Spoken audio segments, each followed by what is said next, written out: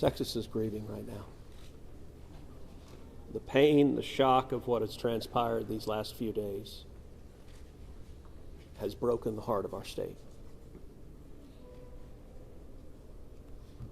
As of yesterday, the confirmed death toll was 82, and those numbers are continuing to go up.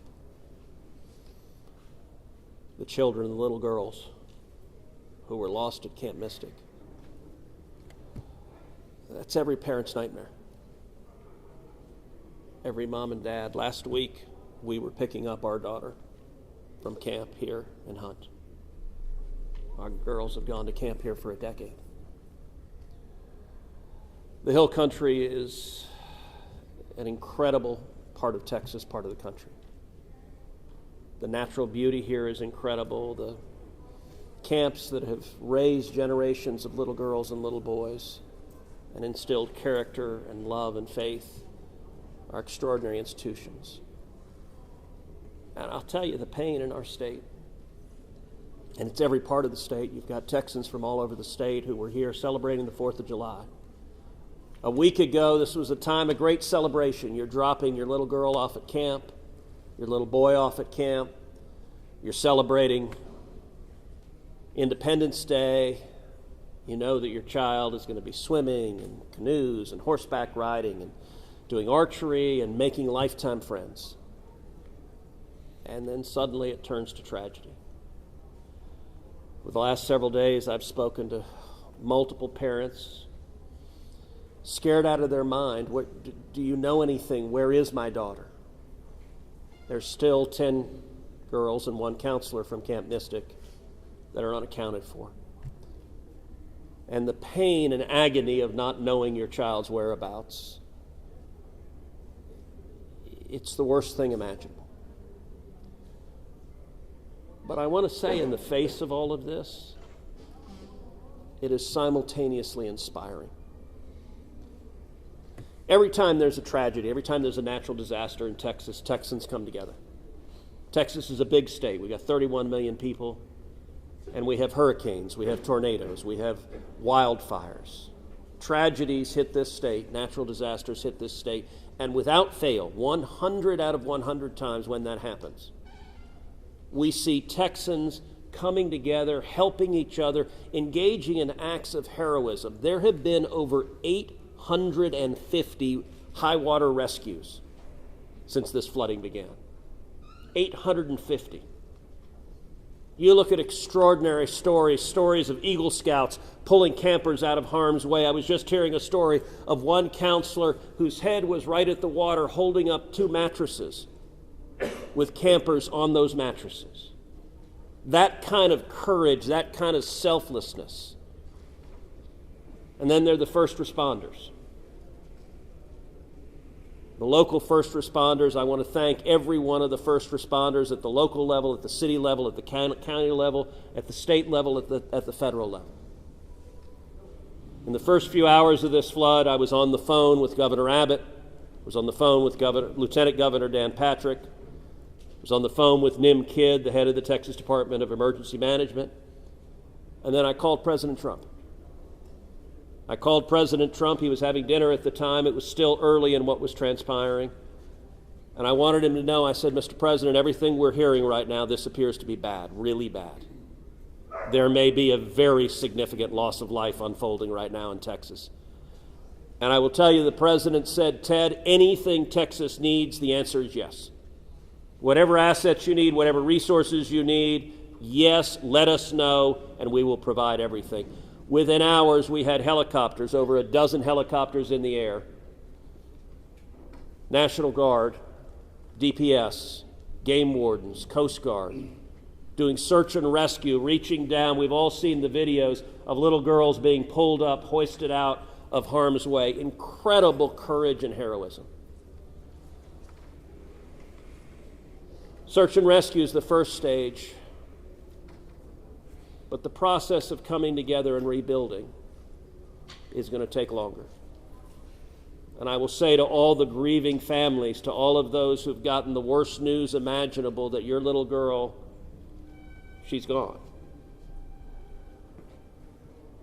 I will say for many of us, those are friends and neighbors who've lost children. Got multiple kids who go to school with my girls.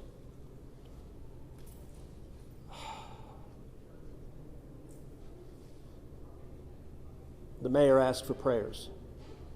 And I want to say thank you to the millions of Texans, to the millions of Americans, to the millions of people all over the world right now who are praying for Texas and praying for those parents. Going through this grief, it is going to take love, it is going to take friends and family embracing and hugging and holding them while they weep.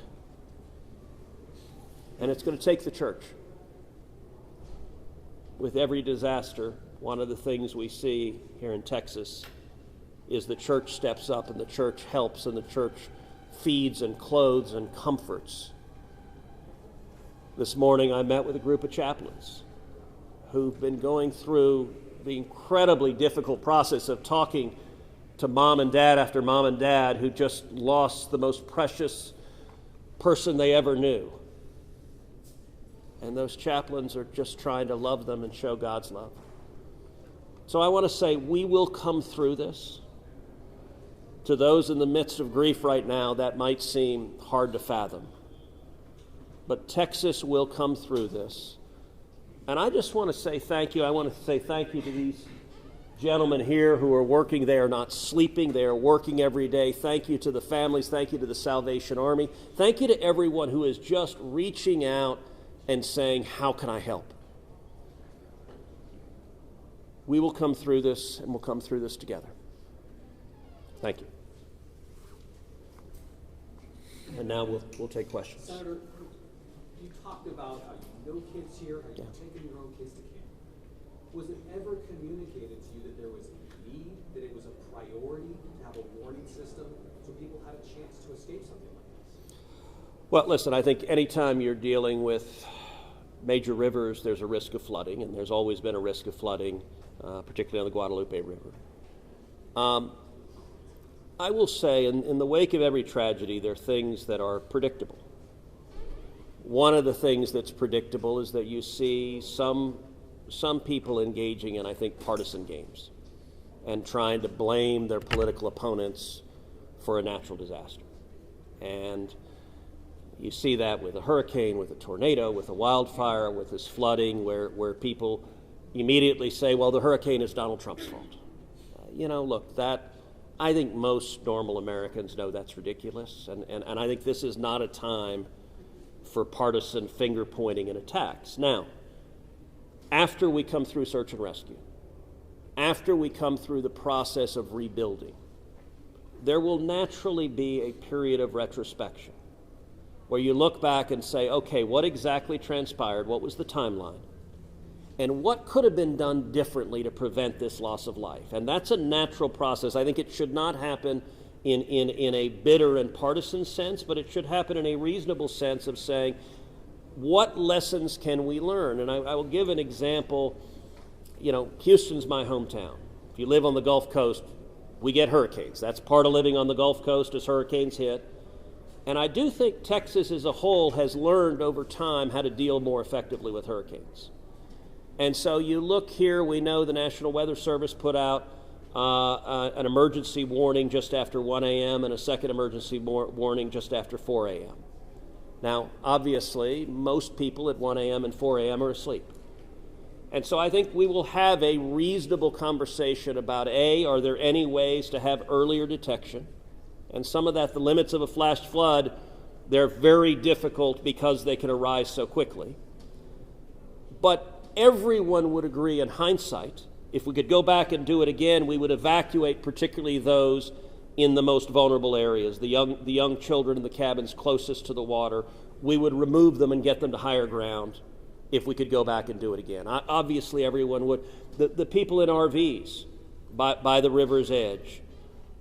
We know in disasters like this, RVs and mobile homes are particularly susceptible, whether a flood or a hurricane or a tornado, they're particularly susceptible to that. And so my hope is, in time, we will learn some lessons to implement to next time, and there will be another flood, there will be another disaster. But next time there's a flood, I hope we have in place processes to remove especially the most vulnerable from harm's way. But I think that's going to be a process that will take a careful examination of what happened and how can we implement processes better in the future to prevent this same loss of life. Senator, there were claims that the National Weather Service sent that first flash flood warning that should have alerted phones at 1:14 in the morning. But we have a federal public database maintained by PBS Warn, that says the first emergency alert wirelessly here in this area to Kerr County was not until after 9 a.m. That was more than 4 hours after the severe flooding had come to this area. Did you know that? Have you seen that? And what's your response, knowing the state and cuts to NWS in recent months by this administration? So I don't know the source for what you're saying. All of the public reporting I've seen is that there were 2 alerts that went out, one just after 1 a.m., one after 4 a.m. You know, I can tell you, I talked about the partisan finger pointing. I think there have been some eager to point at the National Weather Service and say cuts there led to a lack of warning. I think that's contradicted by the facts, and if you look at the facts in particular, number one, that these warnings went out hours before the flood became a true emergency level, but number two, the National Weather Service here, New Braunfels is where they were headquartered. They had additional manpower. In fact, they had 3 additional people working that night, anticipating that it was going to be a very dangerous weather situation. I also think it's worth noting that the National Weather Service Union, which has been very critical of the DOGE cuts, has publicly said that they don't believe that the reduction in staffing had any impact whatsoever on their ability to warn of this event. And so, look, I think it is reasonable over time to engage in a retrospective and say at every level what could have been done better, because all of us would want to prevent this horrific loss of life. But I think just immediately trying to use it for either side to attack their political opponents, I think that's cynical and not the right approach, particularly at a time when we're dealing with a crisis and we're dealing with grief. But does this make you question whether there should be cuts at the National Weather Service and FEMA? I know you've been supportive of FEMA. Look, I am very supportive of FEMA. I'm very supportive of the National Weather Service. They both perform essential roles, and I think it is critical at every federal agency, particularly when you're dealing with public safety, that we make sure that critical roles are maintained. That's a longer and broader discussion, but as I said, everything from the public evidence indicates that was not a contributing factor to what occurred here.